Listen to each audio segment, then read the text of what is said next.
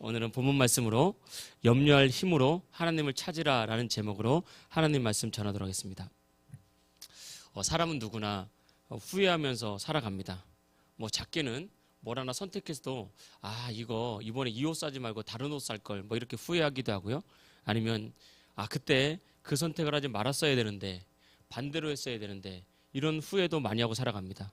또 때로는 그때 좀 참을 걸, 그때 왜 못 참고 내가 화냈나 이러면서 후회를 하고 살아가기도 하고, 조금만 열심히 좀 더 살 걸, 아니면 우리가 예수님 믿을 때 그때 영적인 기회였던 것 같은데 그때 순종할 걸, 그때 힘들어도 담대히 나갈 걸 이러면서 후회를 하고 살아갑니다. 신앙도 그렇지만 우리 인생도 그렇죠. 저도 이제 결혼 22년, 23년이 되는데 드는 생각이 있어요. 몇 가지 좀 후회되는 생각들이 있습니다. 기도할 때마다 생각이 나고, 또 우리 이제 앞으로 가정의 미래를 좀 생각할 때마다 후회가 되는 게, 그때 좀 더 아이들이 어리고 젊었을 때 아내와 더 좀 많은 시간을 보낼 걸, 그때 같이 꿈꾸고 기도하고 할 걸, 또 아이들과 이제 노는 시간이 이렇게 한계가 있더라고요. 다 같이 이렇게 시간을 보낼 수 있는 것들이 그때 함께 더 즐겁게 시간을 보낼 걸 하는 후회가 다 있습니다. 이거 사실 누구나 다 그래요. 우리 어찌 보면 제가 10년 뒤에 보면 지금 제 자신을 또 후회할 수도 있습니다. 목회적으로 그렇고 여러 가지로 그렇고. 그래서 우리는 사람들은 늘 인생을 후회하면서 또 살아가고, 또 후회하면서 성장하기도 하고 살아갑니다. 그러나 우리가 후회에 갇히지 않을 수 있는 이유는, 하나님은 늘 믿는 자들 안에서 합력하여 모든 것을 선을 이루기 때문에 그렇습니다. 로마서 8장 28절 보니까 우리가 알거니와 하나님을 사랑하는 자 곧 그의 뜻대로 부르심을 입은 자들에게는 모든 것이 합력하여 선을 이룬다. 그것이 슬픔이나 기쁨이나 실패나 성공이나 관계없이, 상처나 아니면 어떤 성공이나 상관없이 모든 것이 합력하여 선을 이룬다고 했습니다. 근데 전제 조건이 있죠. 첫째, 하나님을 사랑하는 자. 둘째, 그의 뜻대로 부르심을 입은 자. 이런 사람들에게는 반드시 하나님이 모든 것을 합력하여 선을 이룬다는 것입니다. 우리가 때로는 인생을 후회하지만, 또 실패하지만, 실수하지만 내가 하나님의 사랑 안에 거하면 하나님은 내가 했던 그 후회, 내가 했던 그 실패, 내가 받았던 그 상처까지도 이용해서 모든 것을 합력하여 선으로 만드셔서 우리 인생에 역전의 은혜를 베푸신다는 겁니다. 성경에 쓰임받았던 위대한 사도 중에 한 명이 바울이죠. 바울은 굉장히 똑똑하고 또 부유했고 또 지도자였던 정말 난 사람이었습니다. 바울만한 사람이 없을 만큼 그렇게 훌륭한 사람이었어요. 근데 이 바울이 잘못된 생각에 사로잡혀서 이 젊은 시절 자기의 열심과 자기의 혈기로 예수 믿는 사람들을 잡아다가 핍박하고 심지어 죽이고, 심지어 스데반이 순교하는 그 자리에서 사실은 바울이 주도적인 역할을 하면서 많은 사람을 죽였습니다. 이 바울은 이후에 예수님 믿고 변화됐지만, 바울이 쓴 성경을 가만히 보면요, 이때 끊임없이 후회하고 끊임없이 회개하고, 나는 죄인 중에 개수였다, 나는 아무것도 아닌 존재였다, 나는 진짜 7달 만에 난 사람도 못하다, 그러면서 자신의 인생을 계속해서 후회하면서 회개하면서 그런 인생을 살았습니다. 정말 사람을 한 명 죽인다는 게 말이 그냥 죽인다는 거지, 이게 쉬운 일이 아니거든요. 근데 예수 믿는 사람들을 핍박하고 죽이고 많은 사람들을 잡아다가 감옥에 가두고 이런 인생을 살았던 자신의 모습을 끊임없이 후회하면서 주의 사역하다가 천국에 갔지만, 그러나 이 바울은 정말 예수님 만난 다음에 완전히 변했죠. 하나님께서 역전의 은혜를 베푸셨습니다. 정말 은혜와 능력을 베푸시고요, 기독교 역사상 가장 위대한 사도요, 가장 위대한 선교사요, 성경을 14권이나 지은 그런 하나님의 사람으로 쓰임 받았다는 것입니다. 인생을 후회할 수밖에 없지만, 후회가 여전히 남아있는 삶이지만, 우리가 하나님을 사랑할 때, 그의 부르심을 따라 살아갈 때 하나님은 우리의 모든 것을 다시 합력시켜서 가장 선한 일을 이루신다. 이 믿음으로 날마다 후회에 갇혀 사는 인생이 아니라 하나님을 바라보는 하나님 백성 되기를 축복합니다. 본문 말씀으로 첫 번째 드리고 싶은 말씀은, 하나님은 나를 선택한 것을 결코 후회하지 않는다는 것입니다. 오늘 본문 말씀 보니까 하나님의 은사와 부르심에는 후회하심이 없다라고 말했죠. 사람은 누구나 실수하고 잘못해서 후회합니다. 그러나 하나님은 결코 실수가 없습니다. 우리 이 땅을 살아가다 보면요, 이 땅을 살 때 너무 힘들고 지칠 때 우리는 그런 생각을 할 수 있습니다. 내가 이 세상에 왜 태어났지? 차라리 태어나지 말았으면 좋았을 걸. 심지어 이런 후회까지 합니다. 성경에 보면 욥이라는 사람은 동방의 의인이었고 하나님께 큰 복을 받은 사람이었어요. 그때 마귀의 장난으로 말미암아서 이 욥이 건강도 잃고 재산도 다 잃고 자녀도 다 잃고 온몸에 욕창이 났을 때 기아장으로 자기 몸을 벅벅 긁으면서 얼마나 괴롭겠습니까? 자식이 한 번에 10명의 자식이 다 죽어버렸어요. 그리고 재산을 다 뺏겨버렸어요. 그리고 아내는 하나님을 욕하고 죽으라고 하면서 도망갔어요. 그리고 자신은 온몸에 욕창이 나가지고 온몸이 가려워서 견딜 수 없어서 기아장 가지고 자기 몸을 벅벅 긁을 때 피투성이 될 때 얼마나 괴롭겠습니까? 그때 욥이 한 고백이 길었어요. 차라리 내가 나지 않았더라면, 내가 모태에서부터 조성되지 않았더라면 차라리 나았을 것을. 내가 이 땅에 태어나서 이런 고통을 당합니다. 우리는 살다 보면 이런 생각을 할 때가 있어요. 어려서부터 부모님 없이 자란 고아들, 그런 분들 계시잖아요.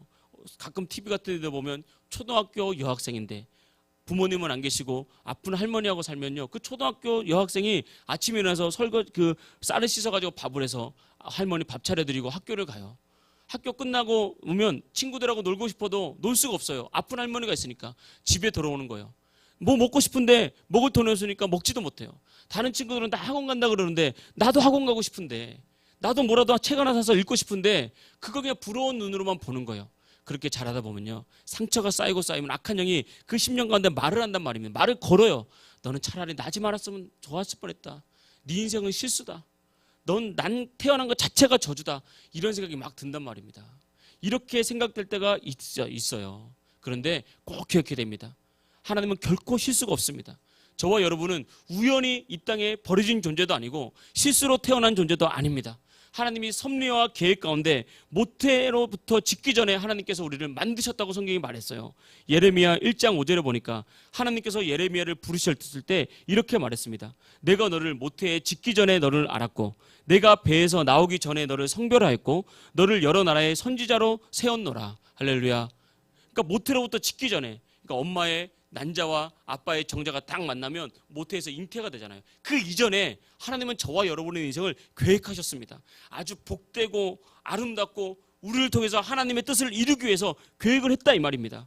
그리고 우리가 잉태가 되어서 어머니 뱃속에 있을 때 이 세상에 아직 태어나기 전에 하나님은 우리를 성별했다. 거룩하게 구별해서 선택했다. 그리고 우리를 이 세상의 선지자로, 복된 존재로, 다시 말하면 선지자라는 의미가 하나님께서 쓰임받는 복된 존재로 우리를 세웠다라고 말을 하고 있습니다. 지금 저와 여러분의 인생은 하나님께서 정말 기뻐하시는 인생입니다. 정말 소중한 인생입니다. 하나님의 축복이 넘치는 인생이라는 것을 우리가 알아야 됩니다. 성경을 보면 하나님께서 우리를 즐거워하시되 얼마나 즐거워하시냐면 우리 하나님께서 너무 우리를 보면서 즐겁고 기뻐서 그 즐거움을 이기지 못한다 그랬어요. 이기지 못한다고. 우리가 아이가 딱 태어났을 때 갓난아이를 안잖아요. 그러면 부모님들은 그거 잘 모르거든요. 그런데 나중에 손자 손녀가 태어나면 그걸 아시더라고요. 저도 나중에 손자 손녀가 태어나면 더 많이 알겠죠. 그렇게 소중하대요. 너무 즐거워서 막 어쩔 줄 모르는 하나님이 우리를 보면서 그렇게 보고 있다고요. 나는 태어난 게 실수야. 그때 그거 잘못 선택해가지고 내가 이렇게 고생이 많고 차라리 그냥 그거 하지 말걸. 그때 결혼하지 말걸. 그때 그거 하지 말걸. 후회하면서 자신을 자책하면서 마치 욥이 기아장으로 자기 몸을 긁듯이 이런 후회와 자책으로 우리의 마음을 벅벅 긁어내면서 스스로 상처를 줄 때가 너무 많다 이 말입니다. 그러나 기억하십시오. 하나님은 그때 우리를 보면서 아니야. 넌 정말 소중한 존재고 복된 존재고 너를 향한 나의 계획은 결코 실패하지 않는다. 그렇게 말을 하고 있는 것입니다. 우리가 이걸 알고 우리 인생을 소중히 여기면서 그래. 하나님은 실수가 없어. 실패가 없어. 나도 오늘 하나님 안에 다시 일어날 수 있다. 이 믿음 가시기를 주의 이름으로 축복합니다. 사무엘이 이제 새로운 왕을 세우기 위해서 이새의 집으로 보냄을 받았습니다. 이새의 집으로 보냄을 갔는데 이새에게는 8명의 아들이 있었어요. 근데 다윗은 아버지께 인정받지 못하는 소년이었는데 자기 양치로 갔고 7 아들만 딱 보냈어요. 사무엘은 그걸 모르죠. 그래서 이새의 집에 가서 내가 이 자리에 왕을 세우러 왔으니까 니네 아들들 다 불러와라라고 했어요. 그때 이새가 7명의 아들을 딱 불렀는데 사무엘도 사람이잖아요. 천하의 사무엘도 믿음의 사람이지만 사람이었기 때문에 첫째 아들 엘리압을 딱 보는 순간 사무엘이 마음이 뺏겼어요.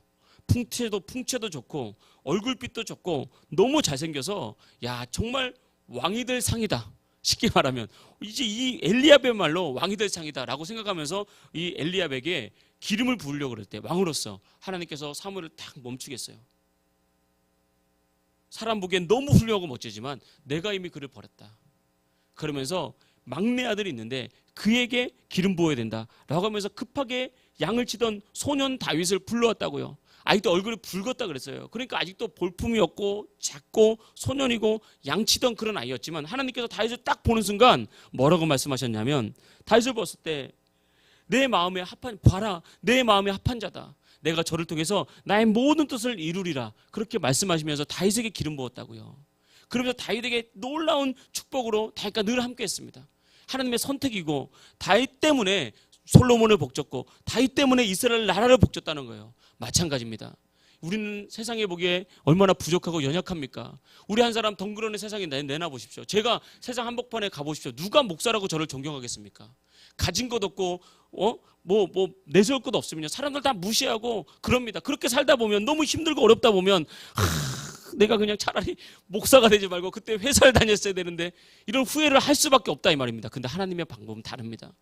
여러분, 우리 마찬가지예요. 질병이 들고 나이가 먹고 내가 하는 일이 잘 안 되고 그래가지고 막 지치고 힘들 때, 너무 괴롭다 그럴 때 하나님은 우리를 탁 보면서 하나님의 눈에 넣어도 아프지 않을 아들로 딸로 보면서 내가 너를 모태로부터 짓기 전에 너를 선택했고 구별했고 내가 너와 함께하겠다라고 말씀을 하고 있는 것입니다. 그리고 하나님은 절대 우리를 놓지 않습니다. 하나님의 강한 손을 여러분 붙잡고요, 어디로 가든지 여러분을 놓지 않고 여러분을 책임지시고 우리들의 인생을 역전시키는 그런 은혜가 있을 줄 믿습니다. 단지 우리가 해야 될 것은 어떤 거냐면 하나님을 사랑하는 거예요. 그분을 그냥 붙드는 겁니다. 하나님을 사랑하고 그분을 붙들면 주님께서 우리를 이끌어가는 겁니다. 이끌어가는 거예요. 우리가 이제 명절이잖아요. 저도 예전에는 이제 명절에 부모님이 살아계시는 울산을 많이 갔다고요. 울산에 갈 때마다 생각이 나요. 여기서 예배 마치고 주일날 한 3시쯤 정리하고 출발하면 도착하면 보통 밤 10시, 11시예요. 그럼 경주지나 울산인데 경주쯤 도착하면요, 다 지쳐서 자고 있어요. 다 지쳐서 쓰러져 있어요. 이제 가면 이제 11시, 12시 되는데, 또 명절 가면요, 또 부모님 뵙잖아요. 그러니까 얼마나 피곤하게 갑니까? 근데 아들은 자는데 며느리는 또 새벽같이 일어나서 또 밥을 해야 돼요. 밥을 또.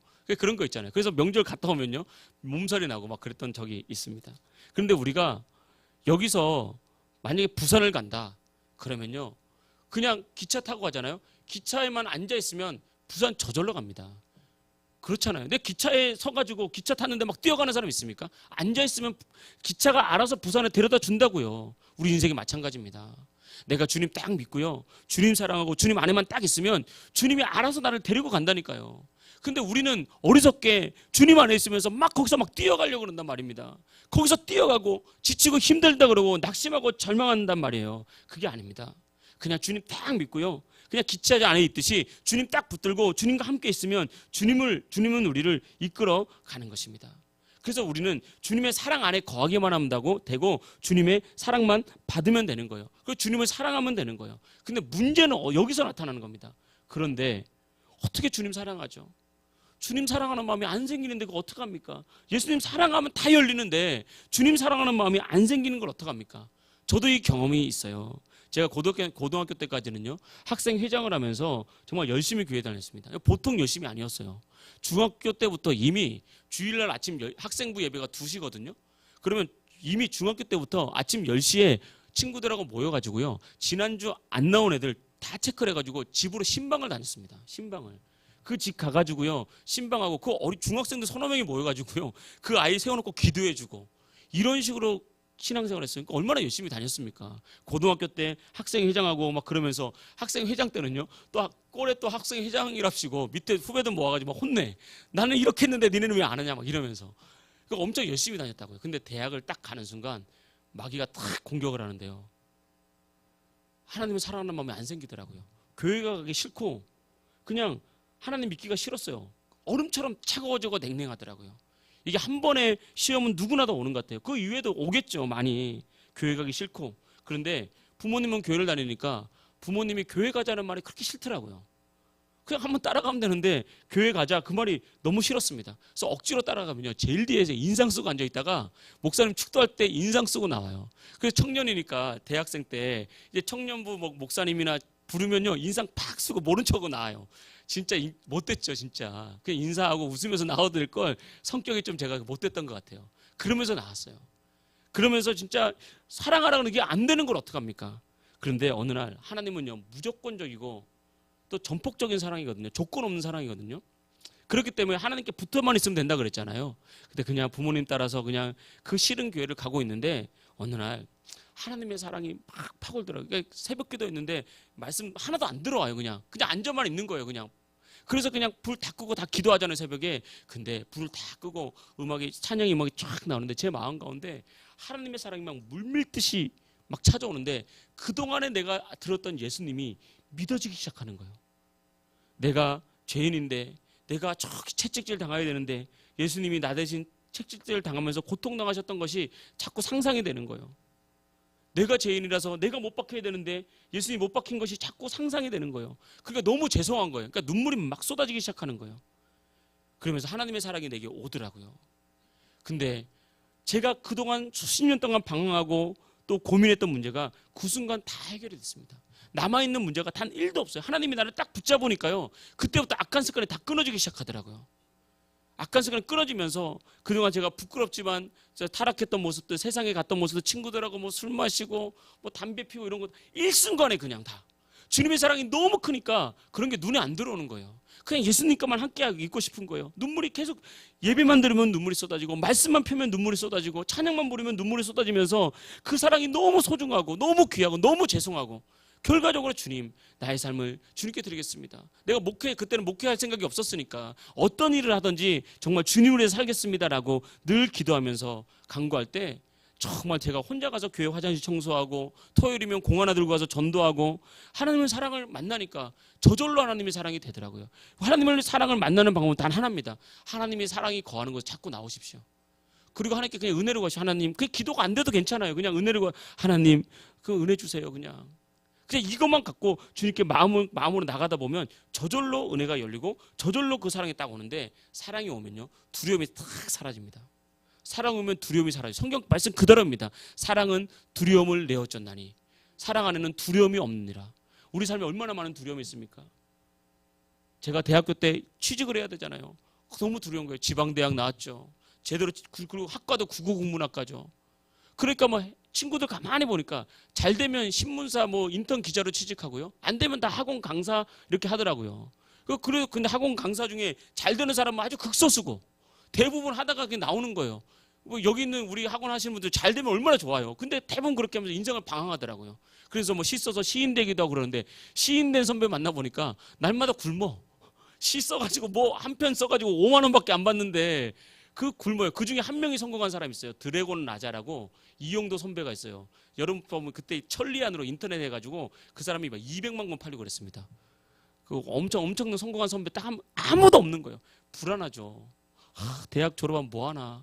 이 지방대학 나와서 내가 또 국어 국문과 나와서 뭐 할 것도 없는데 그러면서 고민했는데 그런데 딱 예수님 만나니까 이게 쫙 사라지는데 하나님께서 인도를 해주더라고요. 그냥 직장도 알아서 보내주시고 또 나중에 은혜 받아서 목회자 알아서 되게 하시고 하나님께서 되게 하시더라고요. 여러분 우리 삶에 얼마나 두려움이 많습니까? 질병에 대한 두려움, 또 지금은 어른들은 노후에 대한 두려움, 또 아니면 나의 진로에 대한 두려움. 지금 막 한창 자녀를 키우고 있는 부모님들은 돈 벌어서 자녀들 뭐 해줘야 되는데 이런 두려움, 염려 얼마나 많습니까? 근데 주님의 사랑이 임하잖아요. 그럼 믿음이 딱 생깁니다. 주님께서 책임지시겠구나. 그게 하나님의 사랑이라는 거예요. 이 사랑 안에 있기를 주의 이름으로 축복합니다. 하나님은 결코 후회하지 않습니다. 두 번째 드리고 싶은 마지막 말씀은 하나님을 신뢰하십시오. 신뢰하십시오. 우리 삶에는 우연이 없습니다. 우리가 지금 이 자리에 앉아 있는 것도 우연이 아닙니다. 내가 선택해서 이 자리에 앉아 있는 거죠. 그러나 그 이전에 내가 이 자리에 앉아 있을 수 있는 이 자리에 가야 되겠다는 선택할 수 있는 능력, 그것도 이미 하나님께서 주셨습니다. 하나님께서 계획하셔서 저와 여러분을 오늘 이 자리에 불렀단 말입니다. 그리고 우리를 향한 하나님의 신실하신 계획이 있습니다. 그 누구도 하나님께서 부르시지 않으면 이 자리에 올 수가 없어요. 하나님의 계획과 섭리가 다 있고 나를 통해서 이루고자 하는 하나님의 목적이 있습니다. 그래서 우리는 그 목적을 이루기 위해서 우리에게 필요한 것은 하나님을 신뢰하는 법을 자꾸 배워야 돼요. 신뢰하는 법.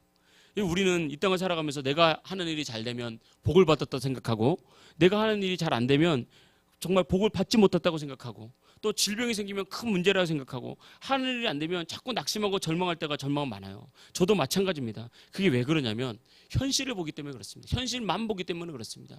현실 너머에 있는 하나님의 계획을 신뢰하지 못하기 때문에 그래요. 이걸 신뢰하면요 반드시 우리는 이길 수밖에 없는 것입니다.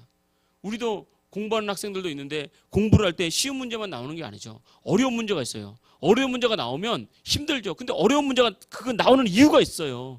그걸 풀어야 다음 문제가 풀리고 그걸 풀어야 실력이 향상되기 때문에 그렇습니다. 우리 인생에도 어려운 난관 문제가 나오는 거예요. 우리 인생에 킬러 문제가 나온다 이 말입니다. 그때 나한테는 왜 이런 어려움이 오나? 왜 하필 나에게? 왜 내가 계획한 대로 안 되나? 그렇게 하지 말고요. 하나님의 신실하신 계획이 있다고 믿고 하나님을 그냥 신뢰하는 거예요. 그냥. 우리는 다 알 수 없습니다. 우리는 하나님의 계획을 우리가 어떻게 다 알 수 있습니까? 하나님의 계획을 다 알려고 하는 순간 우리는 시험에 빠집니다. 우리는 그냥 하나님의 계획을 모른다 할지라도 하나님을 신뢰하면 되는 거예요. 그러면 하나님께서 우리를 이끌어가는 것입니다. 이미 말씀드렸던 대로 바울은요, 목회자요, 선교사요, 또 얼마나 주의 사역을 하는 사람이기 때문에 얼마나 많은 것이 필요합니까? 얼마나 많은 어려움을 당했겠습니까? 정말 힘들고 어려웠어요. 바울은 채찍질도 당하고요, 사람들에게 무시도 당하고요, 얼마나 급했든지 돌에 맞아서 죽을 위기에서 사람들이 바구니에 실어서 바울을 성 밖으로 내릴 정도로 바울은 그렇게 고난과 아픔이 많았습니다. 근데 그 누구도 바울을 실패한 선교사라고 말하지 않습니다. 바울은 늘 넉넉하지 않았습니다. 가난에 처할 때도 많았습니다. 때로는 진짜 가난했고요. 바울은 큰 질병이 있어가지고 그 질병 때문에 복음을 전하는데 방해도 많이 받았습니다. 그런데 나중에 빌립보서에서 바울이 이렇게 고백했습니다. 나는 비천에 처할 줄도 알고 풍부에 처할 줄도 안다. 나는 배부름에 처할 줄도 알고 배고픔에 처할 줄도 안다. 내가 풍부와 궁핍에 처할 줄 아는 일체의 비결을 배웠다. 나는 어떤 상황이라도 내게 능력 주신 지 안에서 내가 모든 것을 할 수 있다. 이렇게 고백했다고요. 내게 능력 주신 지 안에서 내가 모든 것을 할 수 있다는 게 막 기적을 베풀고 어떤 문제도 안 생기고 그게 아니라니까요. 비천에 처해도 하나님을 신뢰할 수 있는 능력, 풍부에 처해도 교만하지 않고 여전히 하나님을 신뢰할 수 있는 능력, 또 내가 여러 가지 어려움 속에서도 하나님을 신뢰하면서 이 문제들을 하나하나 해결해 갈 수 있는 능력, 그 모든 능력을 이미 받았다는 거예요. 풍부할 때만 할 수 있는 것이 아닙니다. 배부를 때만 할 수 있는 것이 아닙니다. 능력은 풍부나 배부름 같은 환경에 있는 게 아니에요. 능력은 내가 풍부하지 않지만, 능력은 내가 지금은 배부를 수 없지만, 내가 단 한 내일도 예측할 수 없고 불안한 마음 가운데 살아가지만 그럼에도 불구하고 하나님을 신뢰하는 것, 여기서 진짜 능력이 나오는 거예요. 그 사람에게 하나님이 그 사람의 인생을 인도해 나가시는 것입니다. 그래서 여러분, 진정한 능력은 환경에 있지 않습니다. 그러니까 우리가 신앙생활 할 때 환경이 잘 풀려나가고 막 하는 일마다 잘 되고 그것도 하나의 복이죠. 그걸 절대 무시할 수 없습니다. 그거 복입니다. 그러나 끝까지 우리가 기억해야 되거든요. 그거 신뢰하면 안 되는 거예요.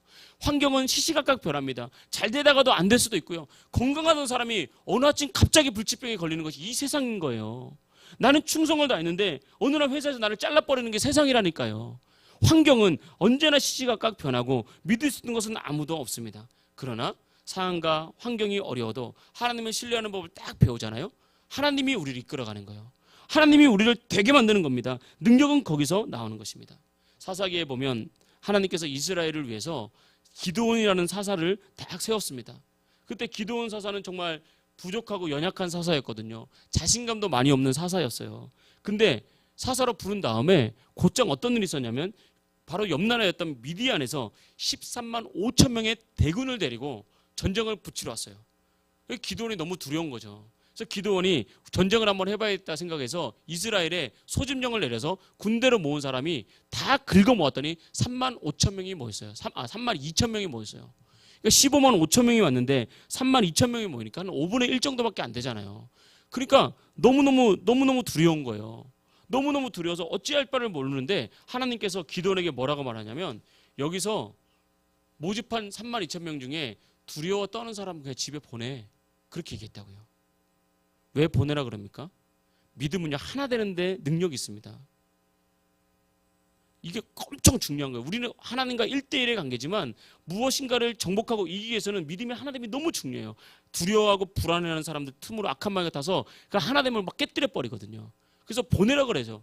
근데 한 몇 명만 갈 줄 알았더니 보니까 2만 2천 명이 돌아간 거예요. 아니 3만 2천 명이 졸지에 10,000명이 돼버린 거예요. 얼마나 두렵겠습니까? 13만 5천 명인데. 근데 하나님이 또 기드온에게 말하는 거예요. 그래도 너무 많다는 거예요. 너무 많으면서 철저히 준비된 사람만 뽑으라 그래서 맨 마지막 남은 사람이 기드온의 300용사였어요. 기드온의 300명의 용사. 이 말은 무슨 말인지 아십니까? 전쟁은 병력의 수에 달려있지 않다는 거예요. 군사력에 달려있지 않다는 거예요. 다시 말하면 우리 인생의 진정한 승리는 사람의 능력에 달려있지 않다는 겁니다. 사람은요, 그 능력이 있으면 된다고 생각 자꾸 해요. 근데 이 땅을 살아가 보면요, 사람도 있고 돈도 있고 능력도 있는데 실패하는 사람이 너무너무 많습니다. 불행하게 살아가는 사람 너무너무 많아요. 하나님께서 도와주지 않으면 안 되는 경우가 너무 많다고요. 이것은 우리의 삶은 온전히 하나님께 달려있다는 거예요. 근데 우리는 자꾸 병력을 의지하고 내가 가진 능력을 의지하고 내가 모아놓은 물질을 의지하고 나의 인맥을 의지하고 뭔가 자꾸 보이는 환경을 의지한단 말이에요. 하나님 그 깨기를 원하는 거예요. 그래서 하나님 계속해서 오히려 우리가 많은 것을 가졌을 때는 일을 하지 않다가 궁지에 몰리면 일을 하기 시작하는 거예요. 궁지에 몰려서. 궁지에 몰리면 하나님밖에 없잖아요. 하나님 찾다가 하나님의 역사와 기적이 나타나게 되는 것입니다. 그래서 성경은 뭐라 했습니까? 고난당하는 것이 내게 유익이라. 왜냐하면 이 땅의 풍부와 능력보다 하나님을 만나는 것이 더 큰 복입니다. 하나님을 경험하는 것이 진짜 복이라고요. 그래서 하나님은 때로는 우리 고난을 허락하셔서 고난 중에 하나님 아니면 안 되도록 우리를 만들어갈 때 꼭 기억하십시오. 그때 낙심하지 말고 하나님을 신뢰하고 하나님을 찾으면 하나님이 반드시 역사하십니다. 반드시 우리 삶을 인도해 가신다는 것입니다. 그래서 바울의 고백처럼 풍부에 처하든지 궁핍에 처하든지 하나님을 신뢰하고 하나님이 가장 선한 길로 인도하신다는 믿음을 가지고 있으면요, 그 안에서 못할 게 없습니다. 우리 살아갈 때 상처 많이 받는다 그랬잖아요. 상처 좀 받으면 어때요? 상처 받지 않는 사람 어디 있습니까? 힘들 때가 있어요. 힘들면 좀 어때요? 누군가 나에게 상처 줄 때도 있어요. 그럴 수도 있죠. 사람이 완전하지 않잖아요. 그래서 자기에 대해서는 철저하게, 남에 대해서는 관용을 베풀면서 그렇게 살아가십시오. 환경이 막 어려워지잖아요. 어려워지는 거 당연한 거예요. 환경이 언제나 나한테 좋아야만 됩니까? 그렇지 않잖아요. 중요한 것은 뭐냐면 하나님 신뢰하는 거라니까요. 여기에 딱 포커스를 맞추고 초점을 딱 두십시오. 오직 하나님을 신뢰하는 것. 상황이 어려워지든지 풀리든지 아니면 지금 막 일이 꼬이든지 풀렸든지 상관없이 하나님만 집중하십시오. 그럼 하나님이 알아서 우리를 인도하시고 알아서 이끌어 가십니다. 그때 강하고 담대함이 오는 거예요. 오늘 성경에 보십시오. 하나님의 은사, 하나님 우리에게 능력을 주시거든요. 그리고 부르심 하나님이 우리를 통해서 이루고자 하는 목적이에요. 그 목적을 이루기 위해서 하나님은 은사와 능력을 주시는데 결코 후회하지 않는다 그랬어요. 여러분 절대 후회하지 않습니다. 하나님은 여러분에게 능력 주십니다. 여러분을 인도해 주시고 역사해 주십니다. 강하고 담대하시길 주의 이름으로 축복합니다. 전능하신 하나님 버려두고 왜 내 힘으로 살려고 그럽니까? 전능하신 하나님이 나를 돕는다고 하는데 왜 그분 버려두고 왜 내 능력으로만 살려고 하냐면 이 말입니다. 오늘 제목처럼 고민할 힘이 있거든, 염려할 힘이 있거든, 그 힘 가지고 하나님을 찾으십시오. 인생에 큰 문제가 생겨서 내 힘으로 깔짝깔짝 해봐 해결 안 된다니까요. 1,000만 원짜리 문제가 생겼는데 내가 막 열심히 해서 돈 10원 100원 벌어봐야 아무것도 아닙니다. 아무것도 아니에요. 하나님, 그 시간에 하나님을 의지하라니까요. 그 시간에 기도하고 그 시간에 예배하고 그 시간에 하나님을 나와서 찾고 하나님을 부르짖으면 하나님께서 내가 할 수 없는 그 일을 하십니다. 역전의 은혜를 베풀어 주십니다. 아, 정말 이게 하나님의 기적이구나, 예수 믿는 사람의 축복이구나, 이 은혜를 베풀어 주신다는 것입니다.